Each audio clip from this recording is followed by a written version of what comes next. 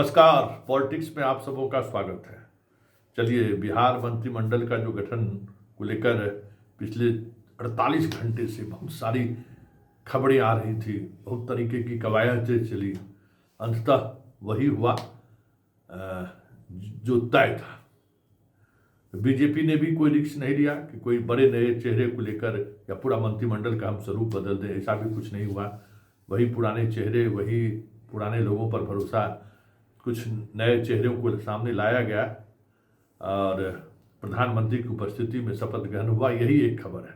बाकी कोई भी, जदयू ने तो कह सकते हैं आप कि जो पूरी तौर पर अपनी पार्टी को मतलब विदाई की यात्रा पर ले जाने की सोच इस मंत्रिमंडल के विस्तार से लग रहा है। मंत्रिमंडल विस्तार कहिए या फिर मंत्रिमंडल में जो नए लोग शपथ लिए, एक भी नया चेहरा नहीं, सारे के सारे वही पुराने चेहरे जिसको दशकों से लोग देखते आ रहे हैं। चलिए, इस पूरे मंत्रिमंडल गठन को लेकर मैं क्या सोचता हूं, जरा इस रिपोर्ट को देखिए। बीजेपी ने भी और जदयू ने भी कोई बड़ा बदलाव का संकेत नहीं दिया। कोई ऐसा चेहरा देखने को नहीं मिला जो अप्रत्याशित हो। कुछ भी ऐसा नहीं दिखने को मिल रहा है जिससे यह लगे कि इतने बड़े जनमत का जो दबाव पार्टी पर है सरकार बनाने को लेकर और उसको डिलीवर करने को लेकर, उसका भी असर नहीं दिखा है। बस चेहरा कुछ बदल दो, बोतल वही पुरानी रहेगी। बीजेपी से बदलाव की उम्मीद की जा रही थी, लेकिन वो भी साफ उस तरीके से जो चीजें दिख रही हैं दूर दूर तक समझ से परे लगा। हाँ, एक बात जरूर दिखा कि चिराग पासवान को बिहार की राजनीति में वो महत्व नहीं देना है जिसके सहारे वो बीजेपी के लिए समस्याएं खड़ी कर दे। इसलिए जनाब को बहुत ही रूडली तरीके से विधायक के बावजूद भी उनका छतरी कर दिया गया है। खैर, ये सब चीजें राजनीति में चलती रहती है। राजनीति में कोई हनुमान किसी का नहीं होता है, जो हनुमान बना उसको जाना है। अब हम बात मंत्रिमंडल के उन चेहरों की करने जा रहे हैं जिसके सहारे नीतीश से तो अब हो गया। अब चुनाव से में जो कुछ भी उन्हें जनता ने भरोसा दिया, कुछ खास उम्मीद की तो गुंजाइश उन चेहरों से नहीं किया जा सकता है जो जिसको लोग 2005 से देख रहे हैं। चाहे वो विजेंद्र यादव हो, आप उम्र के उस पड़ाव में पहुंच चुके हैं जिनसे आप कुछ बेहतरी की उम्मीद नहीं कर सकते हैं। विजय चौधरी की भी कमोबेश स्थिति यही है, यथावादी हैं। कोई बड़ा निर्णय या कोई बड़ा फैसला ले लिया हो उन्होंने, जिस विभाग में वो रहे हैं, वो भी चमत्कारी कुछ फैसले लेंगे ऐसा दिख नहीं रहा है। अशोक चौधरी की तो बात ही छोड़ दीजिए। अशोक चौधरी तो इस बार देखना ये होगा कि इनको कौन सा मंत्रालय दी जाती है। बाकी चीजें समझने की जरूरत नहीं है। सहनी, मदन सहनी भी वही चेहरा, दशकों से लोग उसको देखे आ रहे हैं। लेसी सिंह वही चेहरा जो नीतीश के भरोसे पर बहुत लगातार बनी हुई है। लेकिन बड़ा सवाल है कि इतने बड़े पैमाने पर जो जदयू को भरोसा लोगों ने जताया है, एक भी नया चेहरा उनके इस मंत्रिमंडल में दिखने को नहीं मिला। और ऐसा नहीं है कि इन जो चेहरे सामने आए हैं वो बहुत परफॉर्मर रहे हों।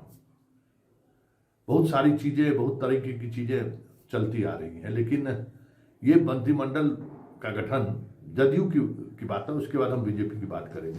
साफ संकेत है कि नीतीश कुमार अपने साथ अपनी पार्टी को भी गंगा में ले जाना चाहते हैं कि वहीं हम डूबे तो फिर पार्टी सब लोग डूब जाए। जो नए चेहरे हैं अपना भविष्य अभी से तलाशना शुरू कर दें कि जिनका जहां सिचुएशन अनुकूल लगे वो उस तरफ के तरीके से वहां शिफ्ट कर जाए।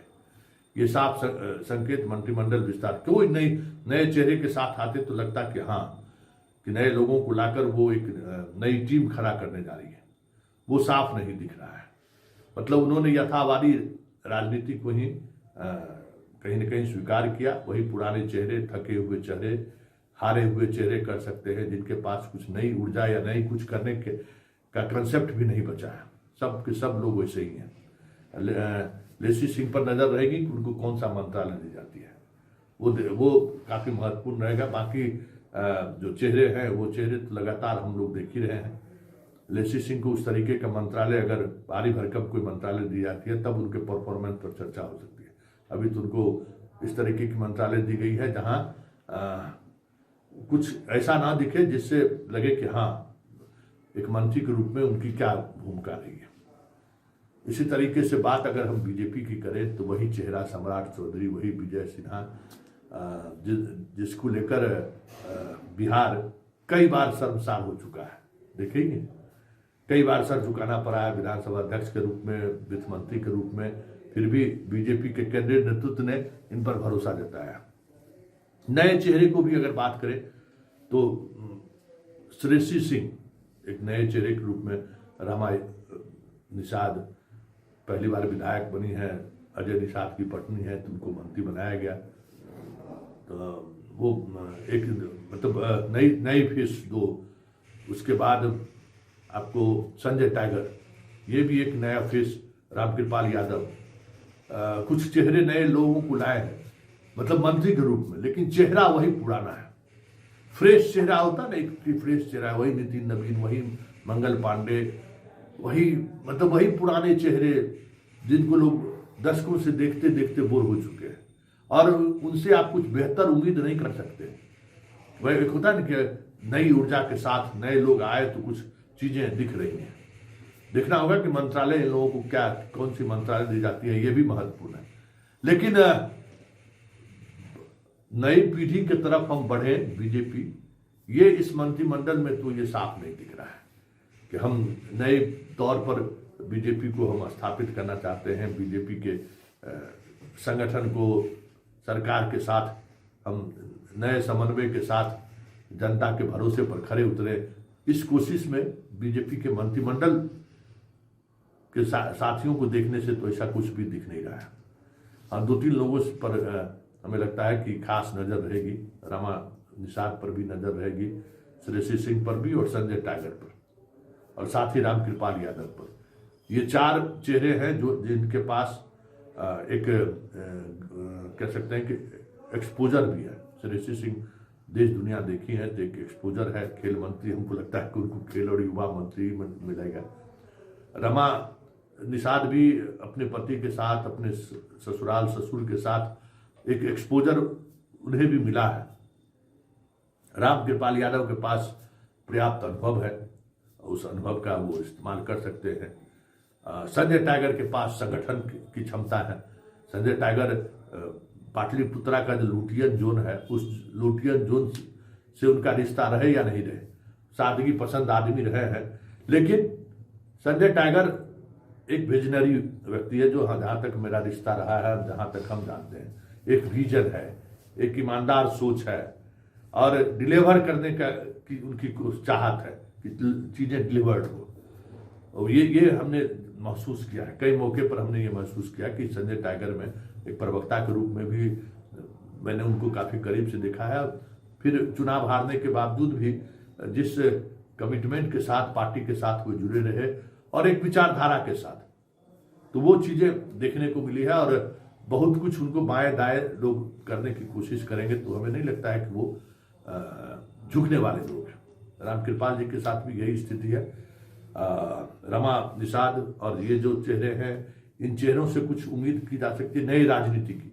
बाकी बीजेपी और ने भी बदलाव के उस मूड में नहीं दिखा और जदयू ने तो हमें लगता है कि स्वीकार ही कर लिया है कि 2029 में हम अपनी पार्टी को फिनिशिंग कर देंगे। जो जिसको जहां जाना है जाइए, हम नया अब कुछ करने वाले नहीं हैं, अब बहुत हो गया, अब इसी तरीके से पाली समाप्त करेंगे। ये संकेत तो आज नीतीश कुमार मंत्रिमंडल के विस्तार में, मतलब मंत्रिमंडल के गठन के बीच देते हुए तो जरूर दिख रहे हैं।